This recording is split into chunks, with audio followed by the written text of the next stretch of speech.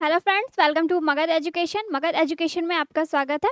तो हम लोग खिलजी वन से रिलेटेड एमसीक्यूज़ कर रहे थे, जिसमें काफ़ी सारे आपको एमसीक्यूज़ करवाए गए हैं। तो आज भी हम लोग डिस्कस करेंगे खिलजी वन से संबंधित एमसीक्यू। तो ये हमारा पार्ट 4 होगा। इससे पहले हम लोग आमिर खुसरो से संबंधित एमसीक्यूज़ देखे थे, जो एग्जाम के पॉइंट ऑफ व्यू से बहुत ही इंपॉर्टेंट टॉपिक है। उसके बाद जो फिरोज़ खिलजी था, खिलजी वंश का संस्थापक था, तो उनसे रिलेटेड भी एमसीक्यूज़ हम लोग किए। और जो यहाँ पे सबसे इम्पोर्टेंट में से एक बनता है वो होता है अलाउद्दीन खिलजी, यानी अलाउद्दीन खिलजी से संबंधित आज हम लोग एमसीक्यूज़ करने वाले हैं। आज हम लोग टोटल 25 क्वेश्चन इसमें डील करेंगे अलाउद्दीन खिलजी से संबंधित, यानी उसके द्वारा जो भी अलग अलग विभागों में, अलग अलग क्षेत्रों में नए नए सुधार किए गए थे, नए नए प्रयोग किए गए थे अलाउद्दीन खिलजी द्वारा, उसके संदर्भ में हम लोग देखेंगे। जैसे कि उसकी जो सैन्य व्यवस्था में सुधार था, अर्थव्यवस्था को लेकर के सुधार, एवं जो बाजार व्यवस्था, तो इन सभी से प्रश्न बनते हैं हमारे एग्जाम्स में। तो चलिए बढ़ते हैं हम अपने आज के टॉपिक की तरफ। तो ये हमारा आज का पहला क्वेश्चन है। आप देख सकते हैं अलाउद्दीन खिलजी से रिलेटेड खिलजी वंश के बारे में हम लोग क्वेश्चंस देख रहे हैं। तो चलिए इसका आंसर देने का आप लोग ट्राई कीजिए कमेंट बॉक्स में। तो पहला क्वेश्चन कहता है, घरी अथवा ग्रह कर एक प्रकार का ये क्या है, टैक्स है। घरी कर या ग्रह कर बोलते हैं। तो घरी अथवा ग्रह कर लगाने वाला दिल्ली का प्रथम सुल्तान कौन था, यानी दिल्ली सल्तनत का वह पहला कौन सा शासक था या कौन सा सुल्तान था जिसने घरी एवं ग्रह कर लगाया था सबसे पहले। यहाँ पे ऑप्शंस दिए गए हैं, अलाउद्दीन खिलजी, बलबन, मोहम्मद बिन तुगलक और फिरोज शाह तुगलक। ठीक है, तो इसमें आंसर क्या हो जाएंगे, यहाँ पे घरी। तो याद कीजिए, जब हम लोग अलाउद्दीन खिलजी के बारे में पढ़े थे, यानी वो फिरोज खिलजी का क्या था, भतीजा एवं दामाद था। तो उसने ही अपने चाचा की हत्या कर यहाँ पे अगला शासक बना था। तो इसका जो टाइम पीरियड था अलाउद्दीन खिलजी का शासन का, तो 1296 से 1316 ईस्वी का, इतने से इतने समय तक अलाउद्दीन खिलजी ने शासन किया दिल्ली में। ठीक है, किस वंश का शासक था ये, खिलजी वंश का शासक था। तो इसके दौरान उसने क्या की, अलग अलग क्षेत्रों में अलग अलग प्रयोग कर रहा था, ये सभी में सुधार करने का प्रयास कर रहा था खिलजी।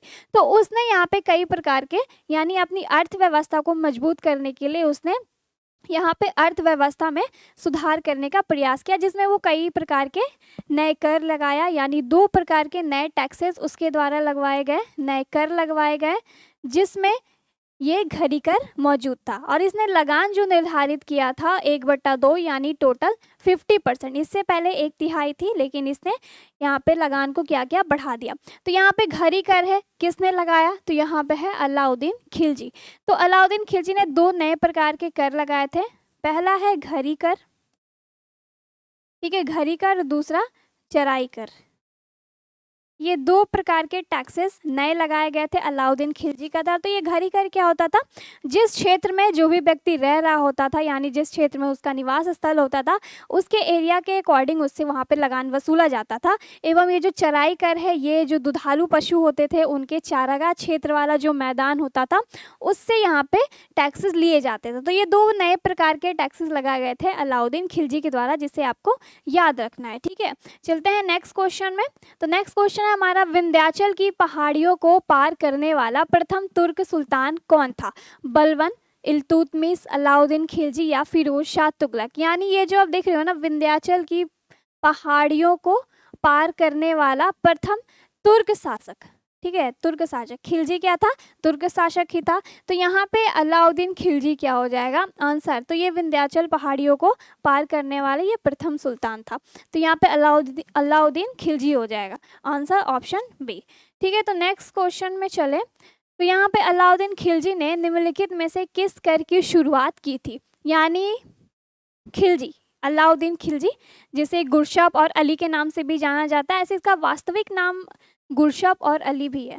ठीक है, क्या गुरशप या अली भी बोलते हैं इसे, इसका वास्तविक नाम है ये अलाउद्दीन खिलजी का। तो कहीं कहीं ये दिया हुआ रहता है। तो बताइए, जो खिलजी है अलाउद्दीन खिलजी, इसमें से किस कर की शुरुआत की थी, खराज कर, कनकूद कर, घरी कर या जकात कर। तो अभी आपको बताया गया कौन सा कर, घरी कर, एवं एक और कर था जिसका नाम था चराई कर। ठीक है, क्या चराई कर, जो चारागाह क्षेत्र से लिया जाता था, जो दुधारू पशु वहाँ पे चरते थे। तो यहाँ पे वो अपनी अर्थव्यवस्था को मजबूत करने के लिए भी काफ़ी ज़्यादा प्रयास किया था। उसने लगान ज़्यादा यहाँ पर करके यानी लगान को बढ़ा दिया, इंक्रीज़ कर दिया, जिसके तौर पे उसे अच्छा खासा इनकम आ रहा था और उसकी अर्थव्यवस्था काफ़ी मजबूत हो गई थी। तो यहाँ पे नेक्स्ट है, निम्नलिखित में से किस सुल्तान ने मवेशी पर कर लगाया? ठीक है, वही क्वेश्चन आ गया, बताइए किसने मवेशियों पर कर लगाया? ऑप्शन है अलाउद्दीन खिलजी, बलबन, मोहम्मद बिन तुगलक और फिरोज शाह तुगलक। तो मवेशियों पर कर किसके द्वारा लगाया गया था? अलाउद्दीन खिलजी द्वारा। जैसे कि चारगाई कर है, आपको बताया गया चारागाह क्षेत्र वाला, तो ये दुधारू पशुओं के लिए था। तो यहाँ पे आंसर क्या हो जाएगा? Option A. और एक घरी कर भी आपको याद रखना है, 2 प्रकार के कर। नेक्स्ट है, बाजार नियंत्रण प्रथा लागू की थी। अब यहाँ पे बाजार को नियंत्रण करने के लिए भी यहाँ पे कुछ प्रथाएं लाई गई थी अलाउद्दीन खिलजी के द्वारा।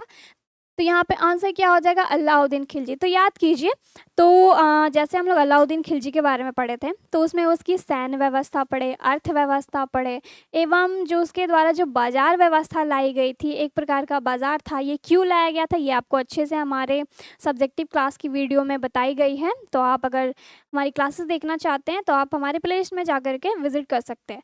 तो यहाँ पे अलाउद्दीन खिलजी से रिलेटेड बात हो रही है। तो वो सबसे पहले अपना अर्थव्यवस्था को मजबूत किया, उसके बाद जो उसका अर्थव्यवस्था मजबूत होने के बाद वो चला अपना सैन्य संगठन सुधारने, यानी सैन्य संगठन बनाया और वहाँ पे सेना के क्षेत्र में भी उसने क्या किया? सुधार किया। तो यहाँ पे सैनिक रूप से मजबूत और आर्थिक रूप से मजबूत होने के बाद वो एक बाजार बनाता है। उसने सैनिकों के लिए नगद वेतन देने की शुरुआत की थी और अस्थायी बहाली करता था सैनिकों की।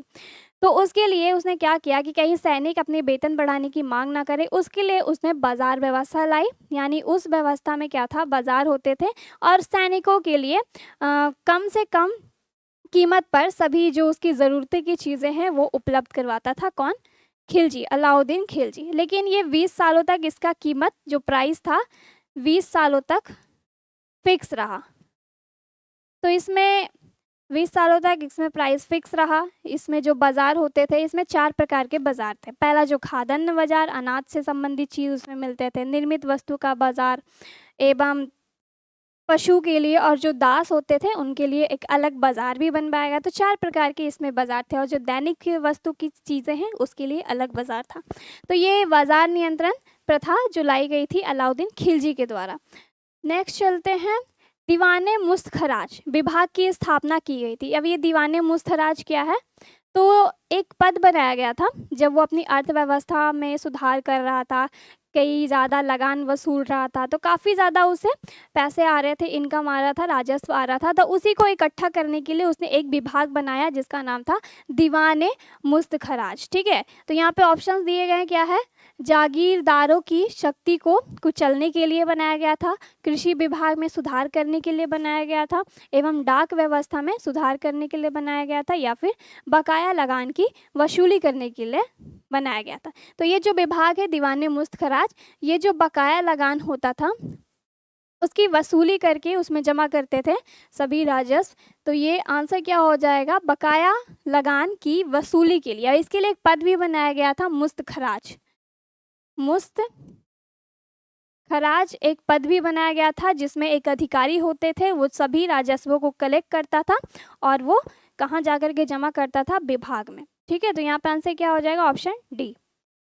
नेक्स्ट क्वेश्चन में चले, तो निम्नलिखित में से कौन सा अधिकारी अलाउद्दीन खिलजी के नियंत्रण से संबद्ध नहीं था? अब यहाँ पे बताइए, कुछ ऑप्शंस दिए गए।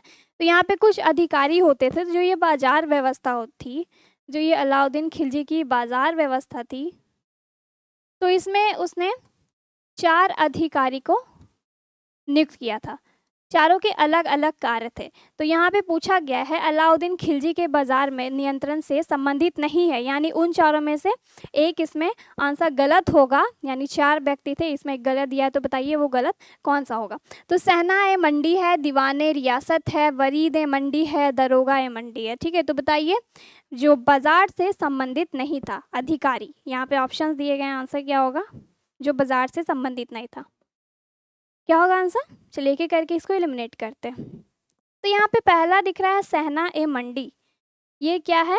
सहना ए मंडी है। तो ये क्या होता था? घुड़सवार और जो पैदल व्यक्ति होते थे उसकी एक विशाल टुकड़ी होती थी। घुड़सवार और पैदल व्यक्तियों की एक विशाल टुकड़ी होती थी जो जाते थे बाजार में, और सभी जो व्यापारी होते हैं जो ट्रेड करते हैं, ठीक है, व्यापारी को क्या करते हैं, नियंत्रण, सभी व्यापारियों को नियंत्रण में रखते हैं, वही घुड़सवार और पैदल, जो जिनकी एक विशाल टुकड़ी थी, अलग अलग बाजार में जा कर के वहाँ पे व्यापारी को नियंत्रण करते हैं। और जैसे ही कि कोई भी वस्तु की कीमत में उतार चढ़ाव हो रहा है तो वो सूचना जा कर के ये घुड़सवार और पैदल जो थे वो जा कर के सूचना सुल्तान को देते थे। तो ये इनका कार्य था सेना है मंडी का। बात करें दीवाने रियासत की, तो ये क्या होते थे, इनका कार्य क्या होता था, तो ये जो बाज़ार होते थे, तो बाज़ार की देखरेख करना, बाजार की देखरेख करना इनका कार्य होता था।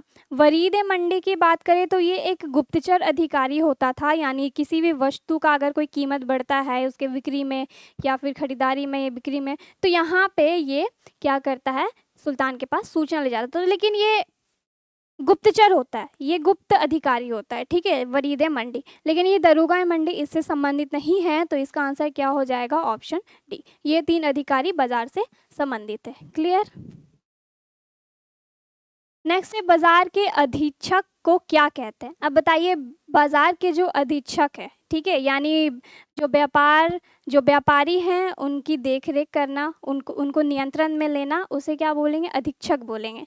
तो वो किसके द्वारा किया जाता था, यहाँ पे 4 ऑप्शंस दिए गए हैं, शना ए मंडी, दीवान ए रियासत, वरीद ए मंडी और दरोगा ए मंडी। आंसर क्या हो जाएगा, शहना ए मंडी, ठीक है। तो बाजार की कोई भी वस्तु पे कीमत बढ़ती थी तो वो डायरेक्ट जा करके सूचना सुल्तान को देते थे। तो यहाँ पे ऑप्शन क्या हो जाएगा, ए। नेक्स्ट क्वेश्चन चले तो राजस्व सुधारों को सर्वप्रथम किसने चलाया, यानी राजस्व में सुधार के लिए, ठीक है, यहाँ पे राजस्व सुधारों के लिए सर्वप्रथम किसने चलाया था, ये नीति यहाँ पे है, तुगलक ने, खिलजी ने, मोहम्मद बिन तुगलक ने या फिरोज तुगलक ने। क्या होगा आंसर, अलाउद्दीन खिलजी ने हर क्षेत्रों में, अलग अलग क्षेत्रों में अलग अलग प्रकार के प्रयास किए थे। इसने सेना में प्रयास किया, सैन्य विभाग को मजबूत किया, अर्थव्यवस्था में सुधार करने का प्रयास किया, उसमें भी सफल रहा। फिर उसने बाजार व्यवस्था लाई, लेकिन बाजार व्यवस्था सीमित रहा अपने क्षेत्रों में ही, इसके अलग अलग क्षेत्रों में विस्तार ज़्यादा नहीं हो पाया, ठीक है। तो यहाँ पे आंसर क्या हो जाएगा, ऑप्शन बी। नेक्स्ट चलते हैं क्वेश्चन पे, बाजार विनियमन प्रणाली आरंभ की गई थी, यानी ये जो बाजार विनियम प्रणाली है वो किसके द्वारा आरंभ की गई थी, तुगलक के द्वारा, इल्तुतमिश के द्वारा, अलाउद्दीन खिलजी या फिर गयासुद्दीन द्वारा। तो बाजार प्रणाली किसके द्वारा, अलाउद्दीन खिलजी के द्वारा। पहले ये केवल सैनिकों के लिए ही बाजार बनाया गया था, ताकि उन्हें एक सुनिश्चित कीमत पर उन्हें उनकी ज़रूरतें की सामान मिल सके, ताकि वो अपनी वेतन बढ़ाने की मांग ना करे, ठीक है। तो ऐसा अलाउद्दीन खिलजी के द्वारा किया गया था। और लेकिन ये बाद में जाकर के सभी आम व्यक्तियों के लिए भी ये बाजार खुल गया था। तो यहाँ पे आंसर क्या हो जाएगा, ऑप्शन सी। इसमें कुल 4 प्रकार के बाजार थे। नेक्स्ट है, निम्न में से किस सुल्तान ने बाजार सुधार लागू किए थे। अब बाजार जिसने बनाया, तो यहाँ पे बाजार सुधार लागू किसके द्वारा की गई थी, बाजार व्यवस्था लाया गया था, सीमित अमाउंट में कॉस्ट पे सभी व्यक्तियों के लिए यहाँ पे प्रोडक्ट्स होते थे अवेलेबल वस्तु के लिए, जिसमें 4 प्रकार के क्या थे, बाजार थे। तो ये 4 प्रकार के जो बाजार थे उसमें क्या क्या शामिल था, तो पहला था खादन, ठीक है, खादन बाजार था। दूसरा था जिसे कहते हैं हाथ से बनाने वाली जो चीज़ें होती है, यानी ये जो दैनिक जीवन की जो चीज़ें होती है वो था, यानी दैनिक वस्तु का बाजार, दैनिक वस्तु का बाजार था। 4 प्रकार के बाजार थे, ठीक है। नेक्स्ट था यहाँ पे कुछ जो पशु होते थे, पशुओं के साथ साथ जो दास होते थे यानी गुलाम, उनके लिए अलग प्रकार से यहाँ पे क्या बनाया गया था, बाजार बनाया गया था। तो यहाँ पे लिखेंगे जो पशु थे, पशु एवं दास, ब्रैकेट में गुलाम लिख लेते हैं, जो गुलाम लोग वगैरह होते थे, ठीक है, का बाजार,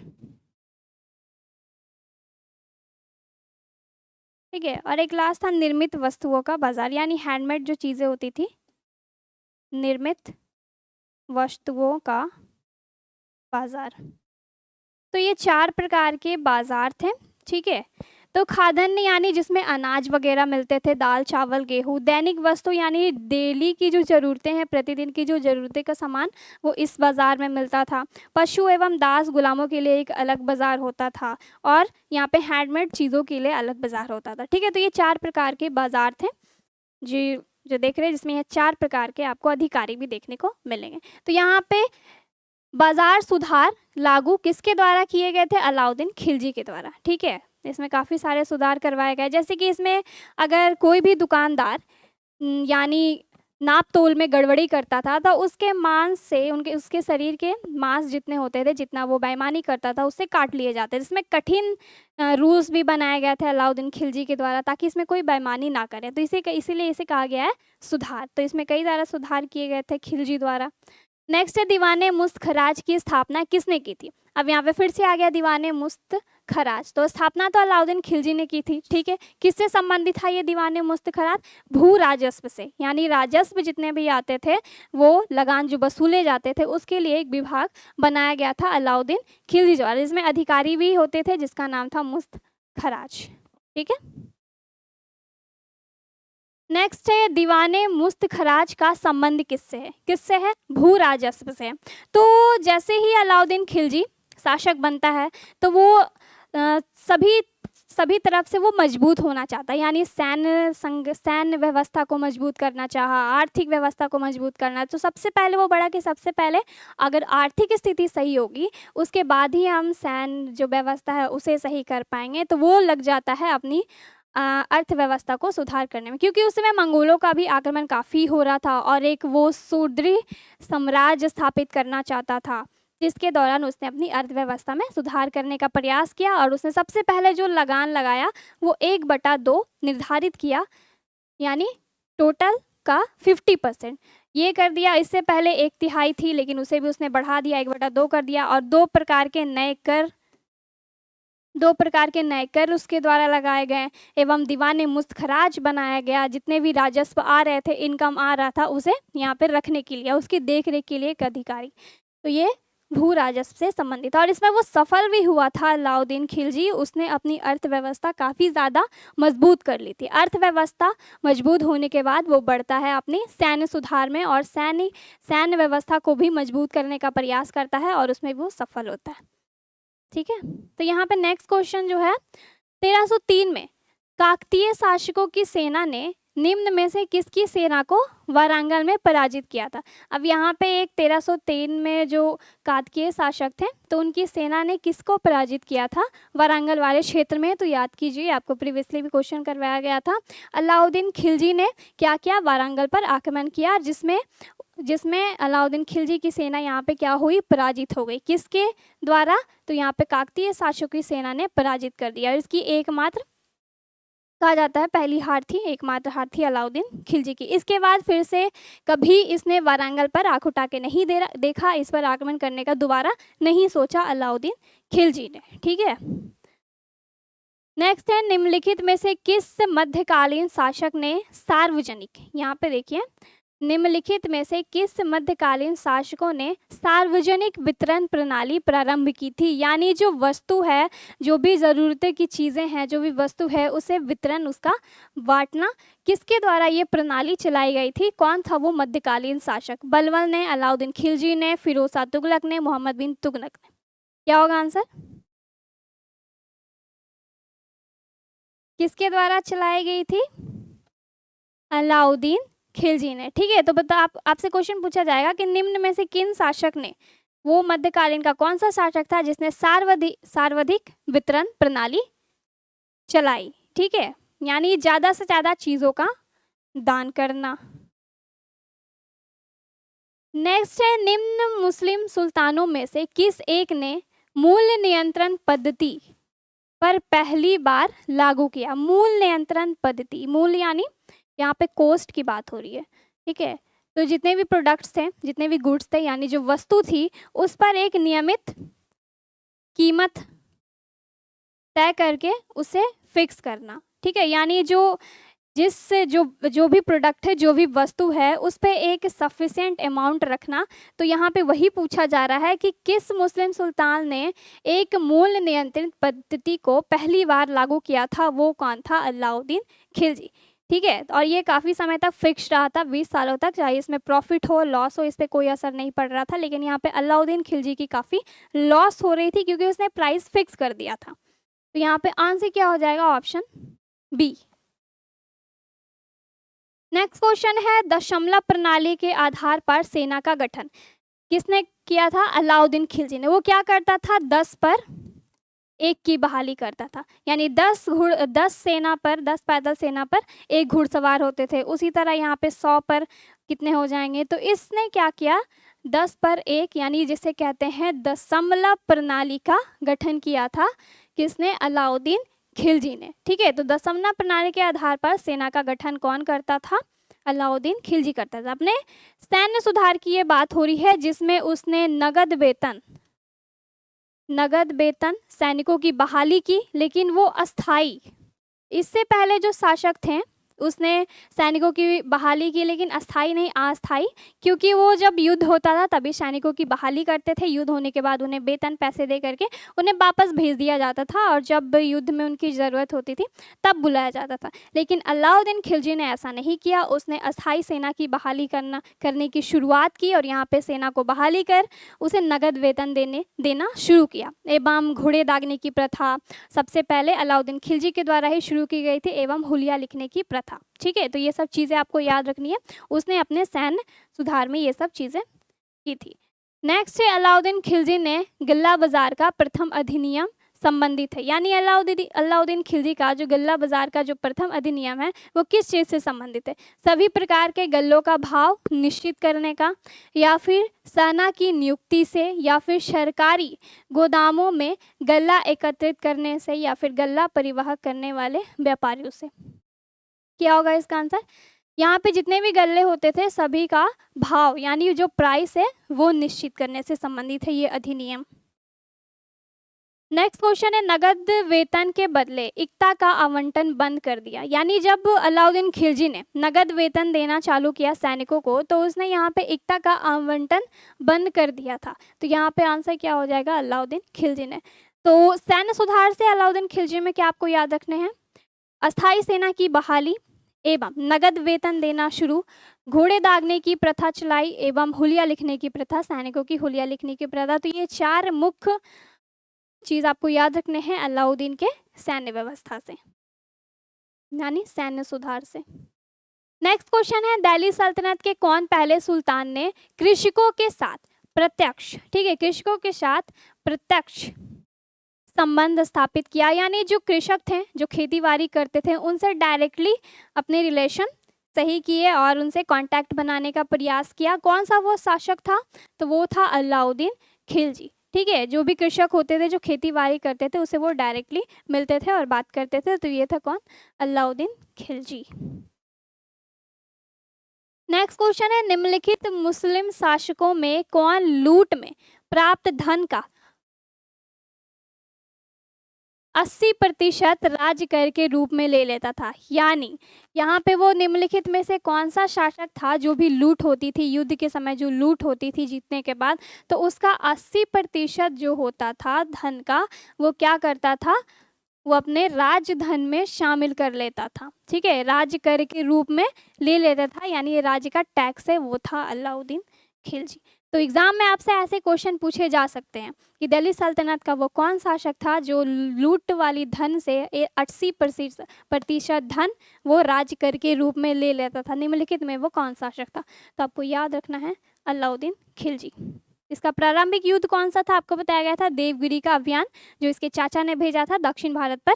इसने यादव वंश के शासक को हराया था। एक सेकेंड।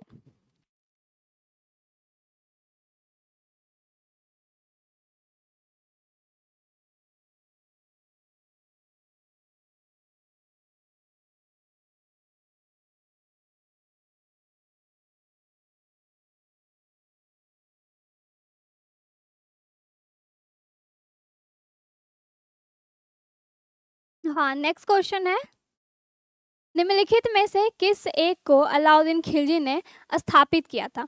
यानी इसमें से वो कौन-सा विभाग था जिसने अलाउद्दीन खिलजी के द्वारा स्थापित किया गया था? तो यहाँ पे दीवाने अर्ज़ है, दीवाने इंशा है, दीवाने रियासत है और दीवाने रिसालत है। तो याद कीजिए प्रीवियसली आपको बताया गया था दीवाने रियासत, जो कि जो दुकानदार हो रहे हैं, जो भी बाज़ार में उसकी देख-रेख करने का कार्य किसे दिया गया था? दीवाने रियासत को दिया गया था। इसमें 4 अधिकारी थे जो बाज़ार व्यवस्था को नियंत्रण करते थे। ठीक है, तो यहाँ पे ऑप्शन क्या हो जाएगा? सी। आज कुछ क्वेश्चन और है, फिर हमारा ये खिलजी वाला पोर्शन भी कंप्लीट होगा। नेक्स्ट है, किस सुल्तान के काल में खालसा भूमि अधिक पैमाने पर विकसित हुई? अब ये खालसा भूमि की बात हो रही है, ठीक है, खालसा भूमि। तो किसके समय खालसा भूमि पैमाने की विकसित सबसे ज़्यादा हुई? अलाउद्दीन खिलजी, बलबन, तुगलक, फिरोज शाह और मोहम्मद बिन तुगलक। ठीक है, तो ये जो खालसा भूमि है तो एक प्रकार का ये भूमि है जिसमें सबसे पहले ये जो शासक होते हैं, जो सुल्तान होते हैं, उनका अधिकार डायरेक्ट अधिकार होता है कोई भी भूमि पर। तो यहाँ पे अलाउद्दीन खिलजी के समय ये काफ़ी ज़्यादा प्रणाली विकसित हुई थी। ठीक है, खालसा भूमि जो प्रणाली आप देख रहे हैं, तो ये अलाउद्दीन खिलजी के समय ज़्यादा विकसित हुई थी। नेक्स्ट है, दिल्ली के किस सुल्तान ने उत्पादक या उपज का 50% भू राजस्व के रूप में वसूला था? अब यहाँ पे बताइए कि वो कौन से सुल्तान थे जो उत्पादक, जो भी फसल वगैरह होती थी या उपज, तो यहाँ पे डायरेक्टली आप ले लीजिए फसल। ठीक है, तो जितनी भी उपज होती थी तो उसका 50% वो भू राजस्व के रूप में ले लेता था। वो कौन था? यानी 1/2 लगान वसूला जाता था भू राजस्व के तौर पे, ये निर्धारित किया गया था। लेकिन इससे पहले क्या था, जो इसके चाचा थे फिरोज खिलजी, उससे पहले सभी ये फिक्स था 1/3 यानी 1/3 लिया जाता था लगान पूरे उपजाऊ का। लेकिन इसने क्या किया, बढ़ा दिया और 1/2 कर दिया, यानी कुल 50% कर दिया था। ठीक है, ये लास्ट क्वेश्चन है, सिक्कों पर तारीख लिखने की प्रथा किसने शुरू की थी? तो ये भी अलाउद्दीन खिलजी ने ही शुरू की थी।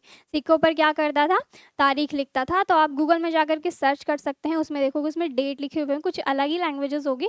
तो इसने सिक्कों पर तारीख लिखने की प्रथा चलाई थी। तो ये कुछ कुल 25 क्वेश्चन थे अलाउद्दीन खिलजी से रिलेटेड। इससे पहले भी हम लोग खिलजी वंश से रिलेटेड क्वेश्चंस काफ़ी सारे देखे हैं।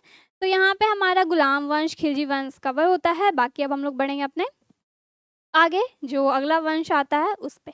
तो आज के लिए बस इतना है, मिलते हैं हम लोग नेक्स्ट क्लास में। Thank you.